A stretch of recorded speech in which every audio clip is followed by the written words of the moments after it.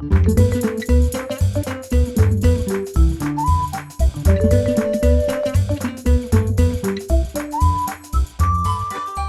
amigos, ¿cómo están? Well, hey guys, I'm going to come on today with a quick, short, little mini lesson for you, a little grammar point for you that you can bring into your conversation. So you remember a while back we learned the words this, these, that, and those. And you remember all that? Este and esta, all those words.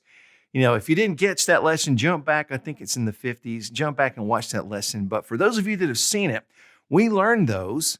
Well, guess what? Sometimes those words have accents. Yes, este can have an accent on the first letter of the word. So you might be saying, well, when would I do that? Well, you remember before we talked about this book, and we said something like this, este libro, this book, no accent. Okay, so when would I use an accent?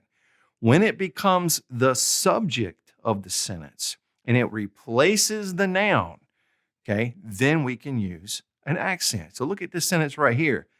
This is good. See, this is now the subject. Este es bueno. Accent on the first E there. So you see, when it becomes the subject, replaces that noun completely, we put an accent on it, on that first letter there. And that's it, guys. So now as you're writing Spanish or speaking, you'll know that that accent is there.